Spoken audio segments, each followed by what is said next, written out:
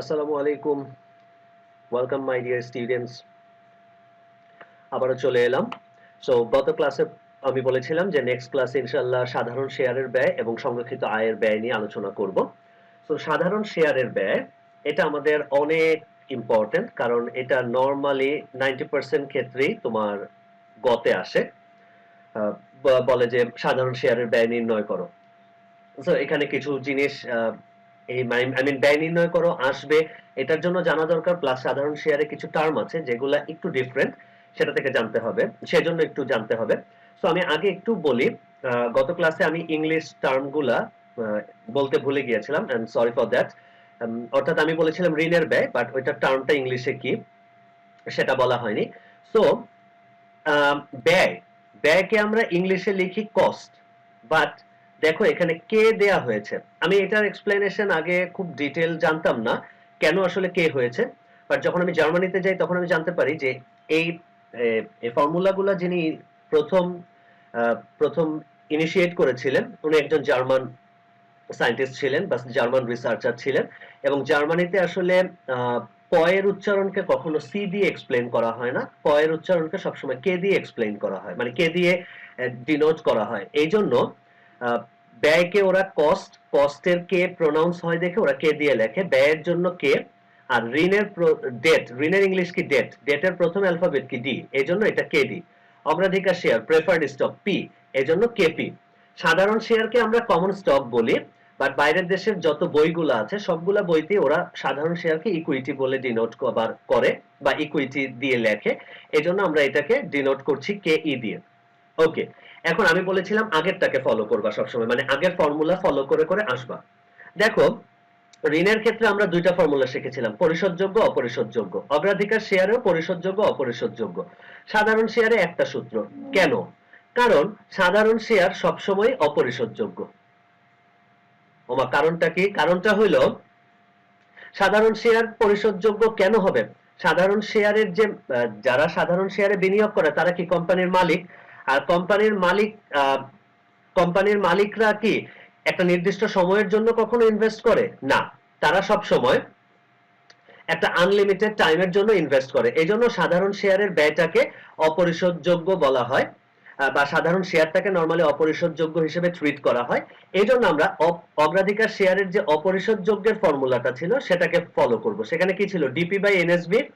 দেখো ডিপি এর জায়গায় এখানে হিসাব অনুযায়ী কি ডিই হওয়া দরকার ছিল, DE divided by NSB, but এখানে ডি1 আসছে। কেন এই ডিফারেন্সটা? এই ডিফারেন্সটা খুব মনোযোগ দিয়ে বুঝো, যদিও অনেক জায়গায় এটা এক্সপ্লেইন করা থাকে না, বা অনেক সময় তোমরা না জেনেই ডি1 দিয়ে ম্যাথ সলভ করো, বাট কারণটা কি? আচ্ছা, আমি যখন টাইম ভ্যালুর চ্যাপ্টারে করিয়েছিলাম তখন আমি সবসময় বলেছিলাম ফাইন্যান্সে মৃত্যুর আগ পর্যন্ত জিরো বলতে সবসময় মনে রাখবা প্রেজেন্ট ভ্যালু, মানে আজকের দিন। আর ওয়ান বলতে মানে কি? At the end of year one, মানে এক বছর পরে। এখন তুমি চিন্তা করো, সাধারণ শেয়ারে যে তুমি লভ্যাংশ পাবা, মানে যে ডিভিডেন্ডটা তুমি পাবা, এই ডিভিডেন্ডটা কি তুমি শেয়ার কেনার সাথে সাথে তোমাকে দিবে? জিন্দেগিতেও না। কারণ তুমি শেয়ারটা কেনার সাথে সাথে যদি তোমাকে ডিভিডেন্ড দিয়ে দেয় তাহলে তো তুমি ডিভিডেন্ড পাইলেই শেয়ারটা বিক্রি করে দিবা। এই জন্য কোম্পানি কি করে, তুমি শেয়ারটা কিনে যখন এক বছর হোল্ড করবা, এক বছর পরে কোম্পানির নেট প্রফিটের উপরে বেস করে কোম্পানি ডিভিডেন্ডটা ডিক্লেয়ার করে।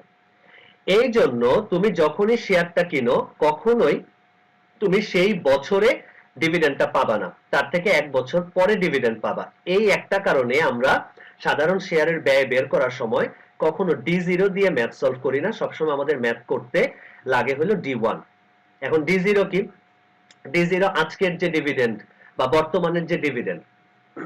এখন ঝামেলাটা কোথায়, মানে কেন আমি এটা নিয়ে এত আজাইরা পেঁচাল পারতেছি? এটার একটাই কারণ, তুমি পরীক্ষা হলে ভুলই করবা এই জায়গাটায় গিয়ে। দেখা যাবে যে তোমার কোয়েশ্চেনে ডি0 দেয়া আছে, তুমি ওইটাকেই ডি1 ভাইবা ম্যাথ করে ফেলছো জিরো। আবার দেখা গেছে ডি1 দেয়া আছে, তুমি মনে করছো ডি0, তুমি এটা দিয়ে ফর্মুলা দিয়ে আবার ডি1 বের করছো, বের করার কারণে জিরো। এবং এখানে ঘাপলাটা কোথায়? এই যে গতে যে তুমি সাধারণ শেয়ার বের করবা, এটার সাথে কিন্তু ঘ জড়িত। সো তুমি যদি গতে ভুল করো তাহলে আল্লাহর রহমতে তোমার ঘ ভুল হবে, ইভেনচুয়ালি তুমি এখানে 7 মার্কের পুরোটাতেই জিরো পাবা। এই জন্য এটা মনোযোগ দিয়ে বুঝো, ডি0 মানে হলো আজকের বা বর্তমান,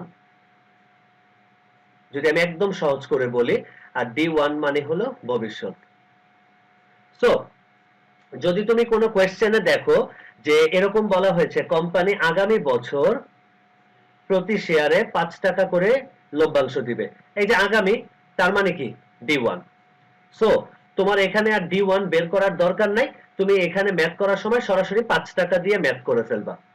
আবার বলা হইলো কোম্পানি চলতি বছর 5 টাকা করে ডিভিডেন্ড মানে 5 টাকা করে লভ্যাংশ ঘোষণা করেছে, তাহলে চলতি মানে কি D0। তখন তুমি মাথায় রাখবা যে যেহেতু D0 দেয়া আছে, সো আমাকে D1 বের করতে হবে।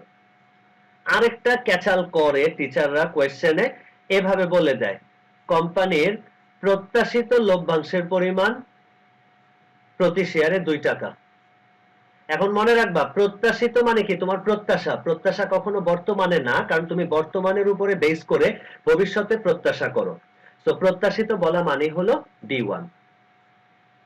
আবার আরেকটা ক্যাচাল করে বিগত বছরের লভ্যাংশ দিয়ে দেয়। এখন বিগত তো কোনো কাজেরই না, কারণ আমাদের হয় কাজ হলো প্রেজেন্ট নাইলে ফিউচার। এখন বিগত বললে তখন তুমি ধরে নিবা সেটা হলো D0, কারণ বিগত মানে হলো এটার উপরে বেস করে আমি চলতি বছরে কাজ করব। সো এখানে D0, তাইলে বিগত বলা থাকলে D0 ধরে D1 বের করবা, প্রত্যাশিত বলা থাকলে D1 ধরে সরাসরি ম্যাথ করবা। আচ্ছা, এখানে জি মানে কি? জি মানে হলো লভ্যাংশ বৃদ্ধির হার। মনে রাখবা আমি যখন চ্যাপ্টার 2 তে পড়িয়েছিলাম তখন আমি বারবার বলেছিলাম সাধারণ শেয়ারের লসের পরিমাণ মানে রিস্ক অনেক বেশি, অর্থাৎ লস করলে অনেক বেশি হইতে পারে, আবার লাভ হইলে অনেক বেশি হইতে পারে। এখন তুমি সাধারণ শেয়ারে এই বছর ডিভিডেন্ড দিলা 5 টাকা, এটা মানে কি তুমি জীবনের পর জীবন 5 টাকা ধরেই পাবা? হ্যাঁ আছে, কিছু কিছু কোম্পানিতে আমরা বলি, আমি ওগুলা নিয়ে তোমাকে এখানে এক্সপ্লেইন আমি ডিসকাস করছি না, এটা তোমরা একটু বড় হলে জানতে পারবা। জিরো গ্রোথ বলা হয়। জিরো গ্রোথ মানে হলো কোম্পানি বলে যে ভাই আমার অবস্থা ভালো না, আমি 5 টাকা করে দিতেছি, আমি জন্মের পর জন্ম 5 টাকা করে দিয়ে যাব যতদিন না পর্যন্ত আমার কন্ডিশন ভালো না হয়, সেটাকে বলা হয় জিরো গ্রোথ। মানে কোনো গ্রোথ হয় না ডিভিডেন্ডের, কোনো বাচ্চা কাচ্চা নাই, চলতেছে এটা।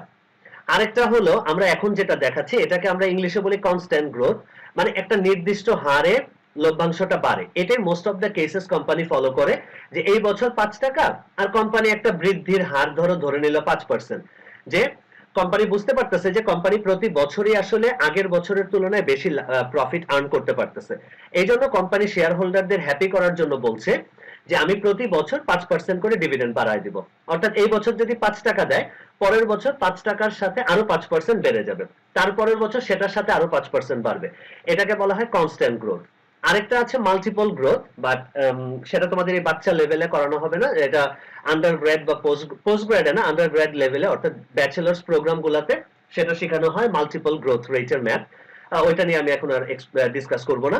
তাহলে এটা গেল ডিভাইডেড বাই এনএসবি। এনএসবি আমরা আগেই জানি যে বিক্রয় মূল্য মাইনাস উত্তোলন ব্যয়। এখন আগে আমরা এসবি লিখেছিলাম, এখানে আমি P0 লিখেছি। P0 কেন? কারণ শেয়ারের ক্ষেত্রে না সচরাচর তোমাকে কোয়েশ্চেনে কখনো ধরো শেয়ার বিক্রি হয় এটা নাও বলতে পারে, কথাটা বলতে পারে যে বর্তমানে কোম্পানির একটি শেয়ারের দাম হলো 10 টাকা। তাহলে বর্তমানে একটি শেয়ারের মূল্য মানেই হলো বর্তমান বাজারে এই শেয়ারটা বিক্রি করা হচ্ছে। এই জন্য শেয়ারের ক্ষেত্রে নরমালি এসবি না লিখে P0 লেখা হয়। P0 মানে হলো শেয়ারের বর্তমান বাজার মূল্য। বা ওই যে আমরা বন্ডের চ্যাপ্টারে বলেছিলাম না V0 বা এসবি বন্ডের বাজার মূল্য, এখানেও শেয়ারের বাজার মূল্যটাকে P0 দিয়ে এক্সপ্রেস করা হয়। এফসি উত্তোলন ব্যয় আগের মতোই, জি গ্রোথ রেট। ওকে, সাধারণ শেয়ার ডান। এবার আসো সংরক্ষিত আয়, রিটেনড আর্নিংস। সংরক্ষিত আয়টা আসে হলো তোমার সাধারণ শেয়ার থেকে, বাট সাধারণ শেয়ার থেকে দুইটা ডিফারেন্স, আমি ডিফারেন্স গুলা মার্ক করি। প্রথম জিনিস আসে টিপি, আরেকটা আসে P0। আচ্ছা, টিপি মানে কি? টিপি মানে, টিপি শুনতে তোমার কাছে কেমন জানি অড মনে হচ্ছে। টি মানে ট্যাক্স, পি মানে পার্সোনাল। দেখো আমি গত ক্লাসে বলেছিলাম যে সংরক্ষিত আয় দেওয়ার কারণে সাধারণ শেয়ার হোল্ডাররা তাদের কিছু আয় লস করে বা একটা সুযোগ ব্যয় হয়, তারা তারা যদি এই টাকাটা পেত তাহলে এটার উপরে কি তাদের ট্যাক্স দিতে হতো, তাহলে ওই ট্যাক্সটা তো একান্তই তাদের ব্যক্তিগত, এই জন্য এটাকে বলা হয় পার্সোনাল ট্যাক্স। সো সংরক্ষিত আয়ের ক্ষেত্রে এই যে আমরা লভ্যাংশ আগে যে D1 বের করেছিলাম সেটাই থাকবে, তার সাথে শুধু ব্যক্তিগত কর হারটা অ্যাডজাস্ট করতে হবে। তবে তোমাদের জন্য গুড নিউজ হলো মোস্ট অফ দ্য কেসেস এই পার্সোনাল ট্যাক্স রেট কোয়েশ্চেনে দেয়া থাকে না। দেয়া না থাকলে তোমার তো আর নতুন করে এটা আমদানি করার দরকার নাই, তখন তুমি D1 দিয়ে সরাসরি ম্যাথ করবা। বাট যদি ব্যক্তিগত কর হার দেয়া থাকে সেটাকে অ্যাডজাস্ট করতে হবে। মোস্ট ইম্পর্টেন্ট জিনিস, এখানে P0 সারা জীবন জেনে আসলাম এনএসবি হবে, এখানে কেন P0, এখানে কেন এফসিটা নাই, অ্যান্সার তোমাদের কাছে আছে। গত ক্লাসেই বলেছিলাম এটা হলো প্রতিষ্ঠানের অভ্যন্তরীণ উৎস। অভ্যন্তরীণ মানে কি ইন্টারনাল, এটার জন্য কি বাইরে যেয়ে কারো মাধ্যমে বিক্রি করা লাগবে বা কোনো কস্ট বিয়ার করা লাগবে না, এই জন্য এখানে কোনো উত্তরণ ব্যয় নাই। সো এটা হলো শুধু P0 থাকবে। এখন একটা মজার জিনিস, এটা হয়তো আমরা কোয়েশ্চেন যখন খুব standard I mean above average বা অ্যাবাভ স্ট্যান্ডার্ড করতে যাই, তখন আমরা কি করি, অনেক সময় একটু টাফ কোয়েশ্চেন করি যে কখন কে ই আর কে আর সমান হবে। ও এখানে একটা ফর্মুলাতে জি আছে, এটা আমি আগে লিখি নাই বোঝানোর জন্য। দেখো জি জি কমন পড়েছে, সবই ঠিক আছে। পার্থক্যটা কি, এখানে ছিল D1, এখানে একটা টিপি আসছে, এখানে ছিল P0 মাইনাস এফসি, এখানে শুধু P0। তাহলে একটু মনোযোগ দিয়ে খেয়াল করো, যদি কোনো কারণে টিপি না থাকে, মানে ব্যক্তিগত কর হার কোয়েশ্চেনে না থাকে, আর এখানে কোনো উত্তরণ ব্যয় না থাকে, তাহলে একটু মজার ব্যাপারটা খেয়াল করো, এখানেও D1, এখানেও D1, এখানেও P0, এখানেও P0, এখানে জি, এখানে জি। তাহলে আমরা অনেক সময় কোয়েশ্চেন টাফ করার জন্য বলি যে কখন সাধারণ শেয়ারের ব্যয় আর সংরক্ষিত আয়ের ব্যয় সমান হয়। তুমি অ্যান্সার দিবা যখন কোনো ব্যক্তিগত কর হার থাকে না এবং কোনো উত্তরণ ব্যয় থাকে না, তখন আসলে দুইটা সূত্রই এক হয়ে যায় এবং দুইটা উৎসের ব্যয় সেম হয়ে যায়। তবে তোমাদের কোয়েশ্চেনে আসলে সচরাচর সাধারণ শেয়ারের ব্যয়টা থাকে না, সচরাচর, আমি কিন্তু বলি নাই থাকেই না, তাহলে আবার কোয়েশ্চেন আসা পড়লে আমরা দৌড়বা। সো এটা আসে অনেক সময়, বাট রেশিওটা খুব কম। নরমালি বন্ডের ব্যয় মানে ঋণের ব্যয়, অগ্রাধিকার শেয়ারের ব্যয়, সাধারণ শেয়ারের ব্যয়, এই তিনটাই বেশি দেয়। সংরক্ষিত আয়ের ব্যয় তেমন একটা বের করতে দেয় না, সংরক্ষিত আয়ের ব্যয় হয়তো অনেক সময় কোয়েশ্চেনে দিয়েই দেয়। এখন আসো আমরা সবচেয়ে ইম্পর্টেন্ট একটা পার্টে যাচ্ছি। আচ্ছা এখানে ফর সাম রিজনস এই নোটিফিকেশনটা যাচ্ছে না, আমি এই জায়গাটা আবার লিখে দিচ্ছি, আমি উপরে লিখছি। আচ্ছা আগে আমি একটু এক্সপ্লেইন করি WSCC টা কি জিনিস। এখন তুমি একটা জিনিস চিন্তা করো, তুমি যদি মূলধন একটা উৎস থেকেই সংগ্রহ করো, যেমন তুমি ঋণ থেকে সংগ্রহ করলে, এখন ঋণের ব্যয় 5%, তাহলে তোমার মূলধন ব্যয় কত, 5%। কিন্তু সমস্যা হলো তুমি চারটা জায়গা থেকে সংগ্রহ করলা, ঋণের আসলো 5%, অগ্রাধিকার 7%, সাধারণ শেয়ার 10%, সংরক্ষিত আয় ধরো 8%। এখন তোমার চারটা উৎস হয়েছে, এখন তোমাকে যখন আমি বলবো ফাইনালি তুমি তোমার মূলধন ব্যয় কত, তোমার কি চারটা এভারেজ করতে হবে না?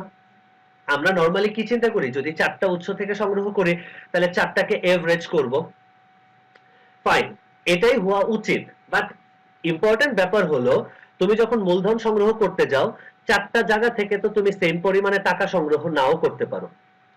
এই যে আমি এভারেজ করার কথা বললাম, তখন তোমাকে কি করতে হবে, তুমি যদি 100 টাকা সংগ্রহ করো তাহলে দেখা যাবে চারটা থেকে সমান ভাগে তোমার টাকা সংগ্রহ করতে হবে, অর্থাৎ ঋণ থেকে 25, অগ্রাধিকার শেয়ারে 25, সাধারণ শেয়ারে 25, সংরক্ষিত আয়ে 25।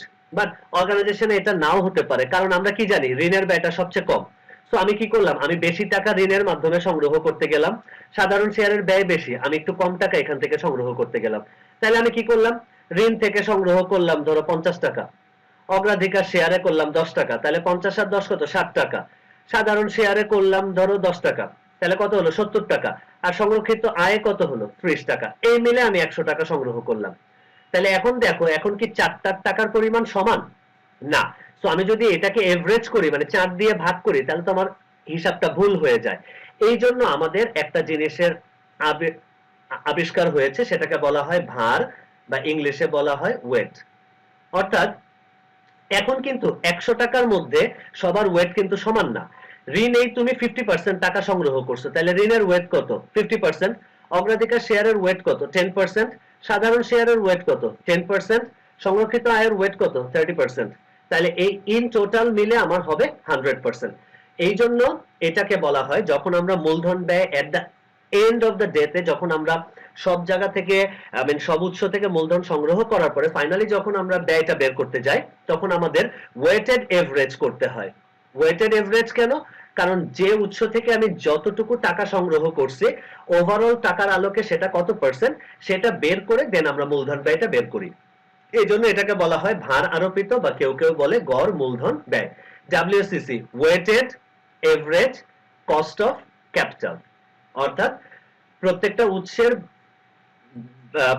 উৎসের ভার আমি বের করব বা ওয়েট আমি বের করব, সেটাকে তার রেসপেক্টিভ ব্যয় দিয়ে আমি গুণ দিলেই অ্যান্সারটা পেয়ে যাব। তাহলে আমি এখানে কি লিখেছিলাম অ্যাকচুয়ালি দেখো তো, কেডি, কেডি মানে কি ঋণের ব্যয়, সেটাকে আমি গুণ দিব ডব্লিউডি ঋণের ভার দিয়ে, প্লাস কেপি অগ্রাধিকার শেয়ারের ব্যয়, এটাকে আমি গুণ দিব কি দিয়ে, অগ্রাধিকার শেয়ারের ভার দিয়ে। কেই সাধারণ শেয়ারের ব্যয়, এটাকে আমি গুণ দিব কি দিয়ে, ডব্লিউই সাধারণ শেয়ারের ব্যয় দিয়ে। কে আর সংরক্ষিত আয়ের ব্যয়, এটাকে আমি গুণ দিব কি দিয়ে, ডব্লিউআর সংরক্ষিত আয়ের ভার দিয়ে। সবগুলা যখন আমি একসাথে যোগ করব তখন ধরো আমার একটা অ্যান্সার আসলো 6.5%।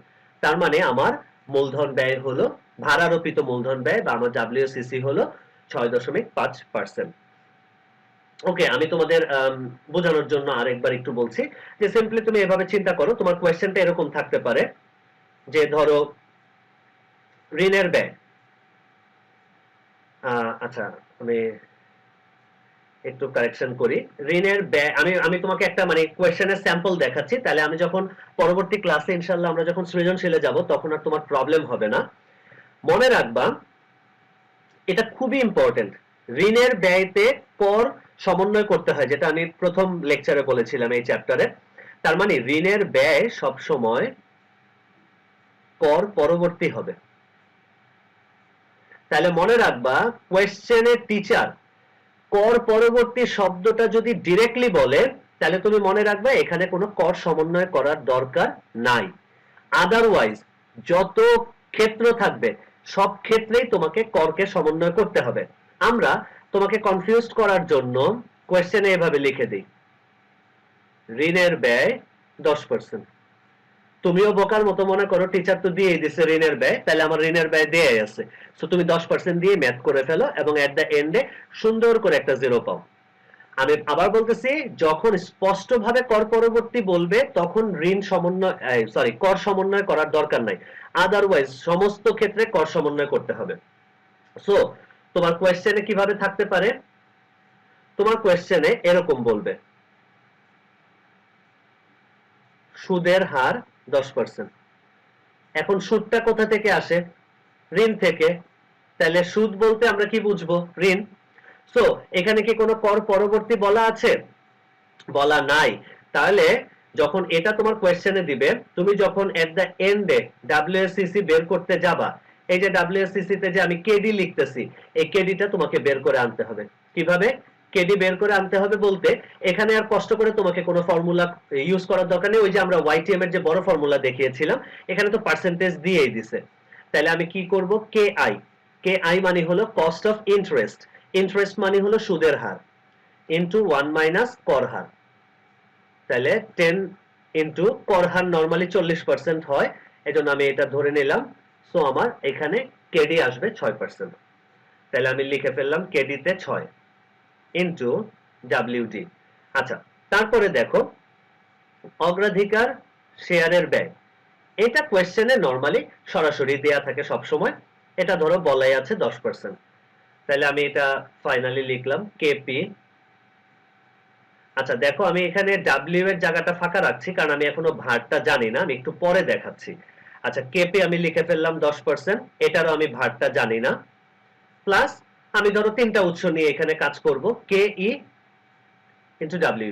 আচ্ছা এখানে সাধারণ শেয়ারের ব্যয়, আমি আগেই বলেছি তোমার কোয়েশ্চেনে সাধারণ শেয়ারের ব্যয় কখনোই দেয়া থাকবে না, ইনফরমেশন দেয়া থাকবে, সেখান থেকে তোমাকে এটা গতে বের করতে হবে। আমি এখন কমপ্লেক্সিটি এড়ানোর জন্য জাস্ট এখানে ধরো আমি ধরে নিলাম আমরা গ করে ফেলছি, গ করে ফেলার পরে আমার সাধারণ শেয়ারের ব্যয় আসছে 17%। তাহলে আমি এটা লিখলাম 17, কিন্তু প্রত্যেকটার ভার বাকি। এখন তোমার কোয়েশ্চেনে কিন্তু টিচার কখনো ভার সরাসরি দিয়ে দিবে না, বলবে যে কোম্পানি তিনটা উৎস থেকে মূলধন সংগ্রহ করছে, যেখানে ঋণ থেকে সংগ্রহ করছে 40 টাকা, অগ্রাধিকার শেয়ার থেকে সংগ্রহ করছে 25 টাকা, সাধারণ শেয়ার থেকে সংগ্রহ করছে 35 টাকা। এখন তুমি ভার কিভাবে বের করবা, ভার বের করার ক্ষেত্রে প্রথম কাজ হইলো সবগুলা টাকা যোগ করে ফেলবা, যোগ করে দেখবা টোটাল মূলধন কত। তাহলে 40 40 25 35 সব যদি আমরা অল টুগেদার সাম আপ করি তাহলে আমাদের আসে হলো 100, অর্থাৎ আমার মোট মূলধনটার পরিমাণ হলো 100 টাকা। এখন আমার ভার বের করতে সুবিধা। কিভাবে ভার বের করতে সুবিধা? মনে রাখবা ভার বের